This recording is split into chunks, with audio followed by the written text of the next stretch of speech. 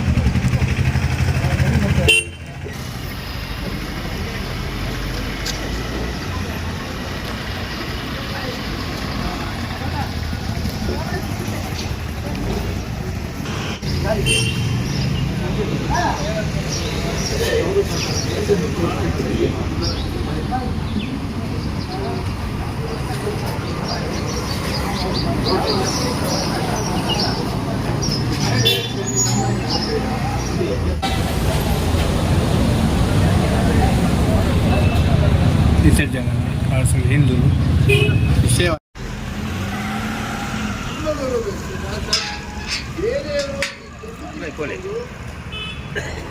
ಅದರ ನಮ್ದು ಯಾವತ್ತೂ ಆಗಿಲ್ಲ. ಯಾಕೆಂದರೆ ಪ್ರತಿಭಟನೆ ಅಷ್ಟು ಸಂಘಟಿತವಾಗಿ ಚೆನ್ನಾಗಿದೆ.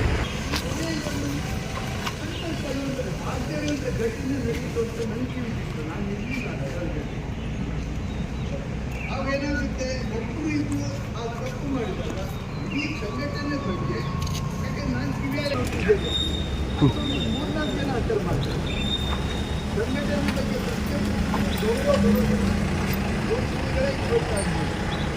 ಪ್ರಚಾರ ಕೂಡ ಅದನ್ನೇ ನಂಬ್ತಾರೆ.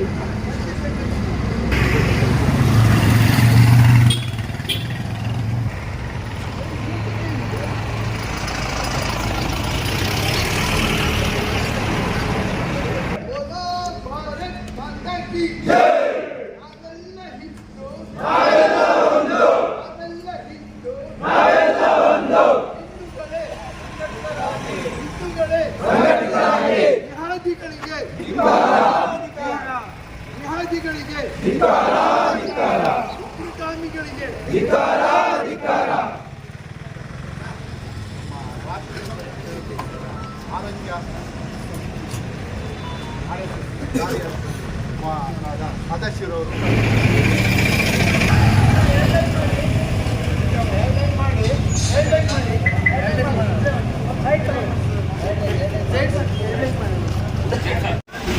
ಅದು ಮೊನ್ನೆ ಮರ್ಡರ್ ಆಯ್ತಲ್ಲ ಅದ್ರ ಬಗ್ಗೆ.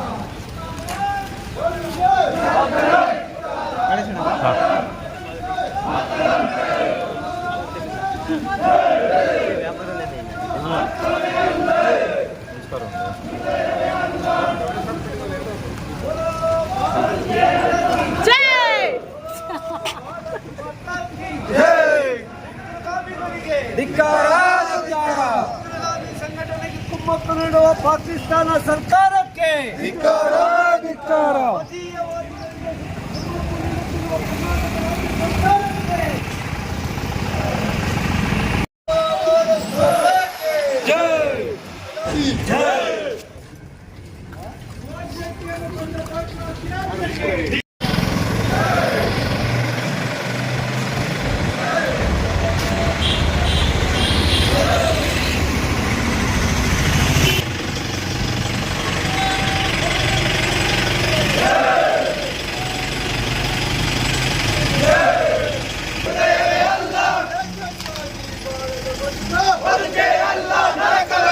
ಧರ್ಮಕ್ಕಾಗಿ ಬಾಳದ ಬದುಕೆ ಅಲ್ಲ ನರಕದು. ಭಾರತ್ ಮಾತಾ ಕಿ ಜೈ.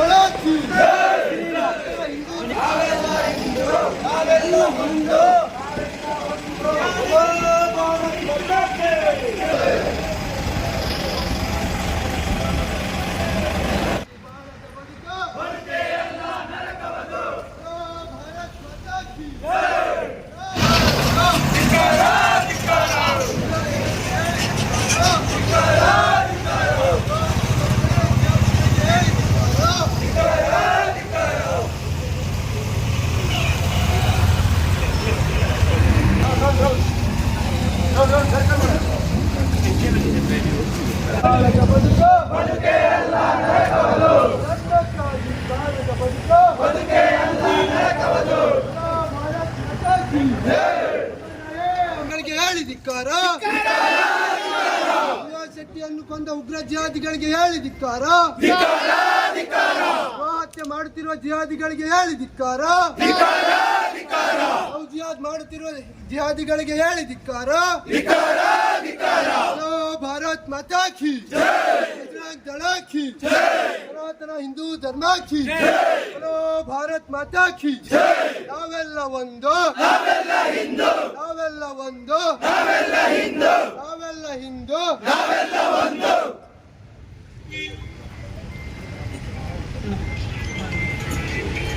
ಆತ್ಮೀಯ ಕಳಸದ ನನ್ನೆಲ್ಲ ಹಿಂದೂ 2-3 ದಿನಗಳ ಹಿಂದೆ ಬಜರಂಗ ದಳ ಕಾರ್ಯಕರ್ತ ಹಾಗೂ ಹಿಂದೂ ಸಂಘಟನೆಯ ಪರಿವಾರದಲ್ಲಿ ಕಾರ್ಯನಿರ್ವಹಿಸುತ್ತಿರುವಂತಹ ಕಾರ್ಯಕರ್ತನನ್ನು ಜಿಹಾದಿ ಮನಸ್ಥಿತಿ ಉಳ್ಳಂತಹ ನಮ್ಮ ಹಿಂದೂ ಅನ್ನೋ ಒಂದೇ ಕಾರಣಕ್ಕೆ ಎಲ್ಲರನ್ನು ಹತ್ಯೆಯನ್ನು ಮಾಡಿರ್ತಾರೆ.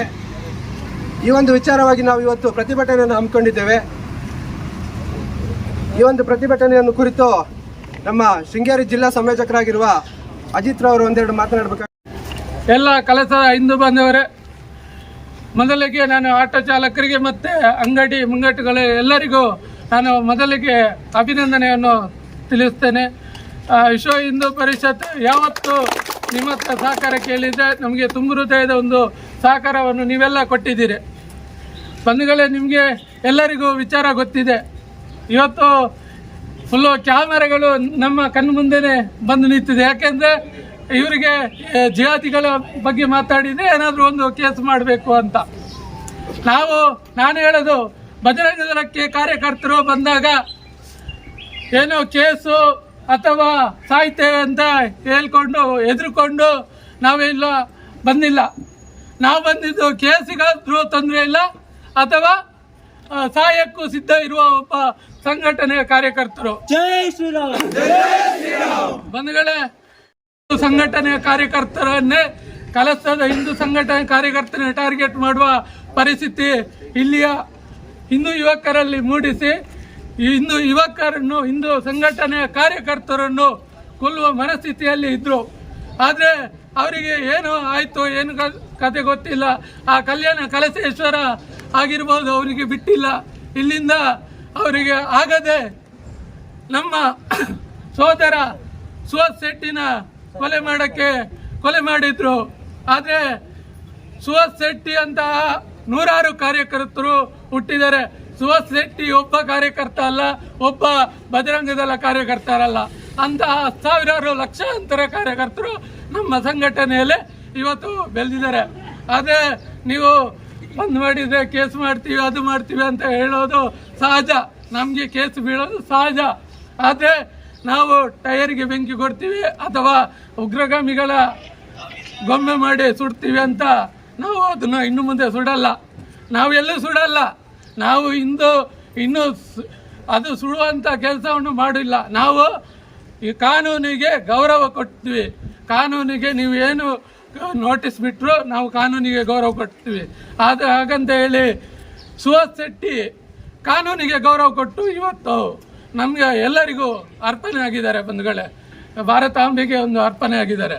ನೀವು ಅದನ್ನು ಯೋಚನೆ ಮಾಡಿ. ಇವತ್ತು ಕಾನೂನು ನಮಗೆ ಬಜರಂಗದಲ್ಲ, ವಿಶ್ವ ಹಿಂದೂ ಪರಿಷತ್ತರಿಗೆ ಮಾತ್ರ ಕಾನೂನು. ಇಲ್ಲಿ ಗೋಹತ್ಯೆ ಎಷ್ಟೋ ಜನ ಮಂಗಳೂರಿಂದ ಗೋಹತ್ಯೆಗೆ ಬರ್ತಿದೆ, ಅಕ್ರಮ ಗೋಸಾಗಾಟ ಆಗ್ತಿದೆ. ಅದಕ್ಕೆ ಯಾರು ಕೂಡ ತಡೆಯುವಂಥ ನೋಟಿಸ್ ಕೊಡುವಂಥ ಕೆಲಸ ಆಗ್ತಿಲ್ಲ. ಅವರಿಗೆ ಸುಮ್ಮನೆ ಇರುವಂಥ ಕೆಲಸ ಆಗ್ತಿದೆ. ಯಾರಂತ ಗೊತ್ತಿದ್ರು ಅರೆಸ್ಟ್ ಮಾಡುವ ಕೆಲಸ ಆಗ್ತಿಲ್ಲ. ನೀವು ದಯವಿಟ್ಟು ಪೊಲೀಸ್ ಇಲಾಖೆಗೆ ಅಥವಾ ಇಲ್ಲಿಯ SP ಗೆ ದಯವಿಟ್ಟು ಒಂದು ವಿನಂತಿ ಮಾಡ್ತಿದ್ದೀನಿ. ಇಲ್ಲಿಗೆ ಮಂಗಳೂರಿನಿಂದ ಗಾಂಜಾ ಗೋಹತ್ಯೆ ಮಾಡೋಕ್ಕೆ ಎಲ್ಲ ಲವ್ ಜಿಹಾದ್ ಡ್ರಗ್ಸು ಮಾಡೋಕ್ಕೆ ಎಲ್ಲ ಮಂಗಳೂರಿಂದ ಬರ್ತಿದ್ದಾರೆ. ಅದನ್ನು ತಡೆಯುವಂಥ ಕೆಲಸ ಮಾಡಿ. ನೀವು ನಮಗೆ ನೋಟಿಸ್ ಕಳಿಸುವ ಕೆಲಸವನ್ನು ಕಡಿಮೆ ಮಾಡಿ. ನಿಮ್ಮ ಜೊತೆ ನಾವು ಇದ್ದೀವಿ. ಯಾವತ್ತಿದ್ರೂ ಗೋಹತ್ಯೆ ಆಗಲಿ ಅಥವಾ ನಮ್ಮ ಹಿಂದೂ ಹುಡುಗಿಯರನ್ನ ಲವ್ ಜಿಹಾದಿಗೆ ಪ್ರೇರಣೆ ಮಾಡುವಾಗ ನಮ್ಮ ಜೊತೆ ನೀವು ಬಂದು ನಿಲ್ಲಿ. ನಾವು ನಿಮ್ಮ ಜೊತೆ ನಿಲ್ತೀವಿ. ನಾನು ನಿಯಾಜ್ ಅನ್ನುವ ಒಬ್ಬ ಮುಸಲ್ಮಾನ ನಮ್ಮ ಹಿಂದೂ ಕಾರ್ಯಕರ್ತನ ಮುಟ್ಟಿದ್ದಾನೆ. ಆದರೆ ಆ ವಿಚಾರದಾಗಿ ನಾನು ಹೇಳಲೇಬೇಕು. 2 ವರ್ಷ ಹಿಂದೆ ಇದೇ ಸ್ಟೇಷನಲ್ಲಿ ಅವನಿಗೆ ಮುಚ್ಚಲಿಗೆಲ್ಲ ಬರ್ತಿದ್ದಾರೆ. ಇದೇ ನಮ್ಮ ಹಿಂದಿನ SI ಅವ್ರಿಗೆ ಗೊತ್ತಿರ್ಬೋದು. ಬೇಕಾದರೆ ದಾಖಲಾತಿ ತೆಗೆದು ನೋಡಿ. ಅವನ ಬಗ್ಗೆ ನಾವು ವಿಚಾರಗಳನ್ನು ಹೇಳಿದ್ದೀವಿ. ಆದರೆ ಅವತ್ತೇ ಅವನ ಬಗ್ಗೆ ಕರೆಕ್ಟಾಗಿ ನೀವು ಕಾನೂನು ಕ್ರಮ ಕೈಗೊಂಡಿದ್ರೆ ಇವತ್ತು ನಮ್ಮ ಸುಹಾಸ್ ಶೆಟ್ಟಿ ಕೊಲೆ ಆಗ್ತಿರ್ಲಿಲ್ಲ. ಅವನು ಬಂದಿದ್ದು ನಿಯಾಜ್ ಅಂತ ಹೇಳೋವನು ಇಲ್ಲಿಯ ಮೀನು ಮಾರ್ಕೊಂಡು ನಮ್ಮ ಹಿಂದೂ ಹುಡುಗಿಯನ್ನೇ ಲವ್ ಜಿಹಾದ್ ಮಾಡ್ತಿದ್ದ. ಆ ಲವ್ ಜಿಹಾದ್ ಮಾಡುವ ಸಮಯದಲ್ಲಿ ನಾವು ಅವತ್ತಿಂದ ಇವತ್ತಿನವರೆಗೂ ಪೊಲೀಸ್ ಇಲಾಖೆಗೆ ಮಾಹಿತಿ ಕೊಡ್ತಾ ಇದ್ವಿ. ಆದರೆ ಅವನ ಬಗ್ಗೆ ಯಾರು ಕಾನೂನು ಇಟ್ಟಿಲ್ಲ. ಆದರೆ ನಮ್ಮ ಬಗ್ಗೆ ಎಲ್ಲ ಕಡೆ ನೋಟಿಸ್ ಕೊಡುವಂಥದ್ದು ಕಾನೂನಿಗೆ ಬಾಹಿರವಾಗಿ ಕೆಲಸ ಮಾಡ್ತಿದ್ದಾರೆ ಅಂತ ನೋಡ್ತಿದ್ದಾರೆ. ಆದರೆ ಅಂತ ಅವ್ರನ್ನ ಮಟ್ಟ ಹಾಕುವ ಕೆಲಸ ಮಾಡಿ ಈ ನಮ್ಮ ಕೆಲಸವನ್ನು ಉಳಿಸುವಂಥ ಒಂದು ಕೆಲಸ ಮಾಡಿ ಅಂತ ಹೇಳುತ್ತಾ ನಿಮ್ಮೆಲ್ಲರ ಜೊತೆ ಈ ಬಜರಂಗದಳ ವಿಶ್ವ ಹಿಂದೂ ಪರಿಷತ್ ಇರುತ್ತೆ ಅಂತ ಹೇಳುತ್ತಾ ನನ್ನ ಮಾತನ್ನು ಮುಗಿಸ್ತೇನೆ. ಆತ್ಮೀಯ ಬಂಧುಗಳೇ, ಇವತ್ತು ಕಳಸದಲ್ಲಿ ಏನೇ ಒಂದು ಸಾಂಕೇತಿಕವಾದಂಥ ಪ್ರತಿಭಟನೆ ನಡೀತಾ ಇದೆ. ಇದು ಕೇವಲ ನಮ್ಮ ಊರಿಗೆ ಮಾತ್ರ ಸೀಮಿತವಾಗಿಲ್ಲ. ಇಡೀ ನಮ್ಮ ಚಿಕ್ಕಮಗಳೂರು ಜಿಲ್ಲೆಯಾದ್ಯಂತ ಇಂತಹ ಪ್ರತಿಭಟನಾ ಸಭೆಗಳು, ಸಮಾರಂಭಗಳು, ರಸ್ತೆ ತಡೆಗಳು ಇಡೀ ಜಿಲ್ಲೆಯಾದ್ಯಂತ ವಿಶ್ವ ಹಿಂದೂ ಪರಿಷತ್ ಬಜರಂಗ ದಳದವರು ಕೊಟ್ಟಂತ ಒಂದು ಕರೆ ಮೇರೆಗೆ ನಡೀತಾ ಇದೆ. ನಾವೆಲ್ಲ ಪ್ರಜಾಪ್ರಭುತ್ವ ವ್ಯವಸ್ಥೆಯಲ್ಲಿ ಇದ್ದೇವೆ, ಅದನ್ನು ಒಪ್ಕೊಂಡಿದ್ದೇವೆ. ವಿಶ್ವದ ಅತ್ಯಂತ ದೊಡ್ಡ ಪ್ರಜಾಪ್ರಭುತ್ವ ರಾಷ್ಟ್ರ ಯಾವುದಪ್ಪ ಅಂತ ಕೇಳಿದ್ರೆ ಅದು ಭಾರತ. ವಿಶ್ವದಲ್ಲಿ ಯಾವುದಾದ್ರೂ ಒಂದು ಹಿಂದೂ ರಾಷ್ಟ್ರ ಇದೆ ಅಂತ ಕೇಳಿದ್ರೆ ಅದು ಭಾರತ ಅಲ್ಲ ಅನ್ನೋದನ್ನು ನಾವು ವಿಷಾದದಿಂದ ಹೇಳಬೇಕಾಗಿದೆ. ಯಾಕಂದರೆ ನಮ್ಮ ಸಂವಿಧಾನದಲ್ಲಿ ಕೆಲವು ವರ್ಷಗಳ ಹಿಂದೆ ಬಾಬಾ ಸಾಹೇಬ್ ಅಂಬೇಡ್ಕರ್ ಅವರು ಬರೆದಂಥ ಸಂವಿಧಾನಕ್ಕೆ ತಿದ್ದುಪಡಿ ತಂದು ಅಲ್ಲಿ ಸೆಕ್ಯುಲರ್ ಅಂತಕ್ಕಂಥ ಪದವನ್ನು ಜೋಡಿಸಿದ್ರು. ಸೆಕ್ಯುಲರ್ ಅಂದರೆ ಜಾತ್ಯತೀತ ಅಂತ, ಧರ್ಮ ನಿರಪೇಕ್ಷ ಅಂತ ಹೇಳ್ತಾರೆ. ಆದರೆ ಅವತ್ತಿನಿಂದ ಇವತ್ತಿನವರೆಗೂ ನಮ್ಮ ದೇಶದಲ್ಲಿ ನಡೆದುಕೊಂಡು ಬಂದಂಥ ಬೆಳವಣಿಗೆಗಳನ್ನು ನೋಡಿದರೆ ಇದು ಕೇವಲ ಧರ್ಮ ನಿರಪೇಕ್ಷ ವ್ಯವಸ್ಥೆ ಅಲ್ಲ, ಹಿಂದೂ ಸಮಾಜವನ್ನು ವ್ಯವಸ್ಥಿತವಾಗಿ ತುಳಿತಕ್ಕಂಥ ವ್ಯವಸ್ಥೆ ಇವತ್ತಿನ ಸೆಕ್ಯುಲರ್ ವ್ಯವಸ್ಥೆ ಅಂತ ನಾವು ನೋವಿನಿಂದ ಹೇಳಬೇಕಾಗಿದೆ. ನಮ್ಮ ತಂದೆಯವರು ತುಂಬ ಓದಿದವರಲ್ಲ, ಈಗ ತೀರ್ಕೊಂಡಿದ್ದಾರೆ. ಅವರು ಓದಿದ್ದು 8ನೇ ತರಗತಿ. ಆದರೆ ಅವರು ಒಂದು ಮಾತು ಹೇಳ್ತಾ ಇದ್ರು, ನಮ್ಮ ದೇಶ ಉದ್ಧಾರ ಆಗಬೇಕಾದ್ರೆ ನಮ್ಮ ಸಂವಿಧಾನದಿಂದ ಜಾತ್ಯತೀತ ಅಂತಕ್ಕಂಥ ಪದವನ್ನು ತೆಗೆದುಹಾಕಬೇಕು ಅಂತ ಹೇಳ್ತಾ ಇದ್ರು. ಅವರ ಅಭಿಪ್ರಾಯವನ್ನು ಈ ಸೆಕ್ಯುಲರ್ ವಾದಿಗಳು ತಮ್ಮನ್ನು ಯಾರು ಘೋಷಣೆ ನಡೆದಿರ್ತಕ್ಕಂಥ ಬೆಳವಣಿಗೆಗಳನ್ನು ಒಂದೊಂದಾಗಿ ಸೂಕ್ಷ್ಮವಾಗಿ ಅವಲೋಕನ ಮಾಡಿದರೆ ಈ ಸೆಕ್ಯುಲರ್ ಪದವೇ ನಮಗೆ ನಮ್ಮ ರಾಷ್ಟ್ರಕ್ಕೆ ಮುಳುವಾದಂಥ ನಮ್ಮ ಹಿಂದೂ ಸಂಘಟನೆಯ ಸಕ್ರಿಯ ಕಾರ್ಯಕರ್ತ ಇದು ಕೇವಲ ಒಂದು ಮಾದರಿ ಅಷ್ಟೇ, ಸ್ಯಾಂಪಲ್. ಇಂತಹ ಅನೇಕ ಕೊಲೆಗಳು ಹಿಂದೆ ನಡೆದಿದೆ. ಪ್ರವೀಣ್ ನೆಟ್ಟಾರು ಹತ್ಯೆ ಇರ್ಬೋದು, ಹರ್ಷ ಅವರ ಹತ್ಯೆ ಇರ್ಬೋದು. ನೂರಾರು ಜನ ಹಿಂದೂ ಕಾರ್ಯಕರ್ತರು ಈ ಸಮಾಜದ ಸಂಘಟನೆಯ ಈ ಪವಿತ್ರ ಕಾರ್ಯದಲ್ಲಿ ತಮ್ಮನ್ನು ತಾವು ಅರ್ಪಿಸಿಕೊಂಡಿದ್ದಾರೆ, ಬಲಿದಾನ ಮಾಡಿದ್ದಾರೆ, ಜೀವವನ್ನು ತೆತ್ತಿದ್ದಾರೆ. ಆದರೆ ದುರ್ದೈವವಶಾತ್ ಯಾವನೇ ಒಬ್ಬ ಕಾರ್ಯಕರ್ತನ ಹತ್ಯೆ ನಡೆದಾಗ ಯಾವ ಒಂದು ಪೊಲೀಸ್ ವ್ಯವಸ್ಥೆ ನಿಷ್ಪಕ್ಷಪಾತವಾಗಿ ತನಿಖೆ ಮಾಡಿ ಅಪರಾಧಿಗಳಿಗೆ ಶಿಕ್ಷೆಯನ್ನು ಕೊಡ್ತಕ್ಕಂಥ ಒಂದು ಕಾರ್ಯದಲ್ಲಿ ಸಹಕರಿಸಬೇಕಿತ್ತೋ ಆ ಕಾರ್ಯದಲ್ಲಿ ಇವತ್ತು ನಮ್ಮ ಆಡಳಿತ ವ್ಯವಸ್ಥೆ ವಿಫಲವಾಗಿದೆ. ಇದನ್ನು ನಾವು ಖಂಡಿಸ್ತೇವೆ. ನಮ್ಮ ಸಂಘಟನೆ, ನಮ್ಮ ಪ್ರತಿಭಟನೆ ಯಾವುದೇ ಒಂದು ಸಮಾಜದ ವಿರುದ್ಧ ಅಲ್ಲ. ಭಾರತದಲ್ಲಿರ್ತಕ್ಕಂಥ ಮುಸಲ್ಮಾನರು ಕಿವಿ ಬಿಚ್ಚಿ ಕೇಳಬೇಕು, ನೀವು ಯಾರು ಕೂಡ ಅರಬಿಸ್ತಾನದಿಂದ ಬಂದವರಲ್ಲ, ನೀವು ಇದೇ ಭಾರತದ ಮಣ್ಣಿನಲ್ಲಿ ಹುಟ್ಟಿದವರು. ಹಾಗಿರುವಾಗ ಭಾರತದ ವಿರುದ್ಧವಾಗಿ ನಿಮಗೆ ಕೆಲಸ ಮಾಡಲಿಕ್ಕೆ ಯಾವ ನೈತಿಕತೆಯೂ ಇಲ್ಲ.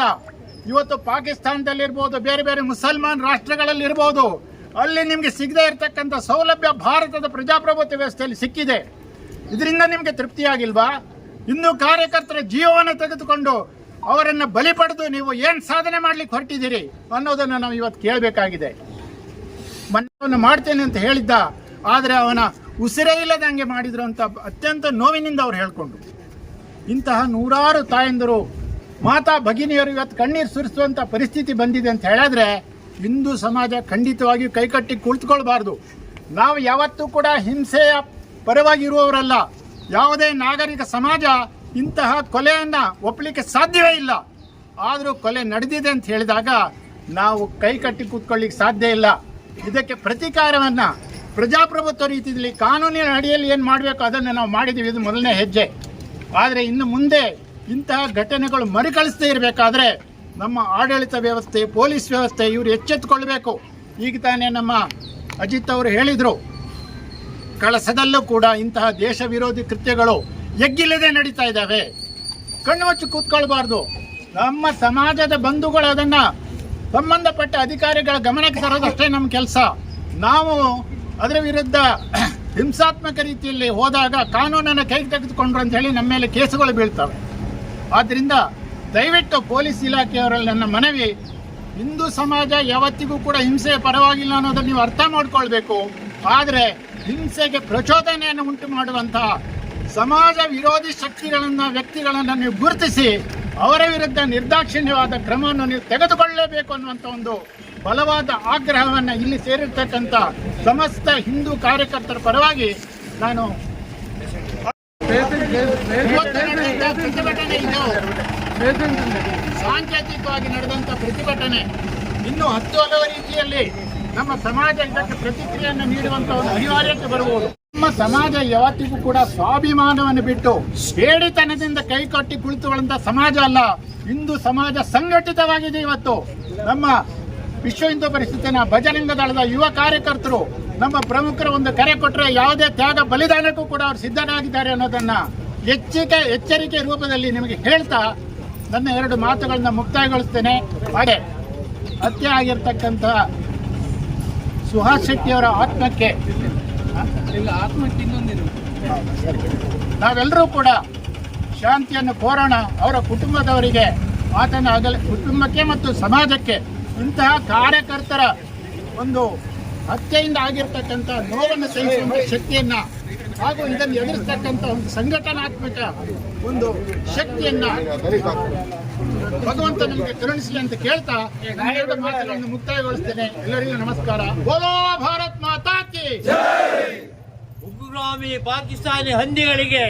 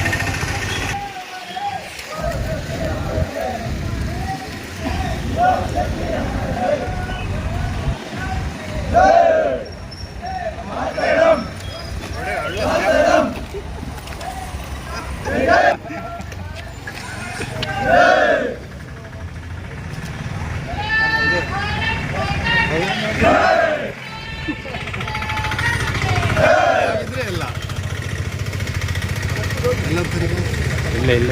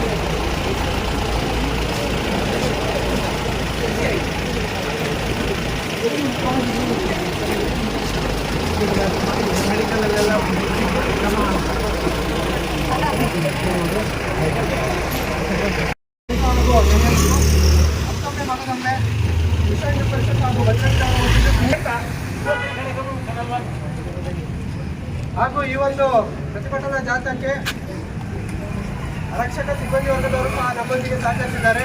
ಅವರಿಗೂ ಸಹ ತುಂಬುರುಗದ ಅಭಿನಂದನೆಗಳನ್ನು ಸಲ್ಲಿಸ್ತೀನಿ. ಅದೇ ರೀತಿಯಲ್ಲಿ ಕಳಸಪೇಟೆಯ ಸುತ್ತಮುತ್ತದ ಆಟೋದಿಂದ ಹಿಡಿದು ಅಂಗಡಿ ಮುಂಗಟ್ಟುಗಳು ಎಲ್ಲರೂ ಸಹ ಬಂದ್ ಮಾಡಿ ಇವತ್ತು ಈ ಒಂದು ಪ್ರತಿಭಟನೆಗೆ ನಮಗೂ ಸಹ ಬೆಂಬಲ ಇದೆ ಅನ್ನುವಂಥ ಸೂಚನೆಯನ್ನು ಕೊಟ್ಟಿದ್ದಾರೆ. ಇದಕ್ಕೂ ಸಹ ತುಂಬುರುಗದ ಅಭಿನಂದನೆಗಳನ್ನು ಸಲ್ಲಿಸ್ತೇನೆ. ಅದೇ ರೀತಿಯಲ್ಲಿ ಪತ್ರಕರ್ತ ಮಿತ್ರರು ಇವರು ಸಹ ನಮ್ಮೊಂದಿಗೆ ಸಹಕರಿಸಿದ್ದಾರೆ.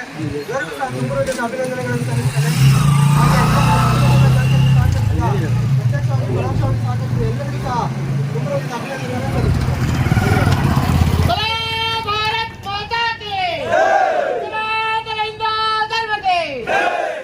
ಮಹಿಳಾ ಮಂಡಳಿಯವರು, ಮಾತೃ ಮಂಡಳಿಯವರು, ಮಾತೃಶಕ್ತಿ ದುರ್ಗ ವಿಡಿಯೋ ನೋಡಿದ್ದಕ್ಕೆ ಧನ್ಯವಾದಗಳು. ಮುಂದಿನ ವಿಡಿಯೋದಲ್ಲಿ ಸಿಗೋಣ. ಕ್ಷಣ ಕ್ಷಣದ ಸುದ್ದಿಗಾಗಿ ವೀಕ್ಷಿಸಿ ನ್ಯೂಸ್ ಕರ್ನಾಟಕ, ಸದಾ ನಿಮ್ಮ ಜೊತೆ.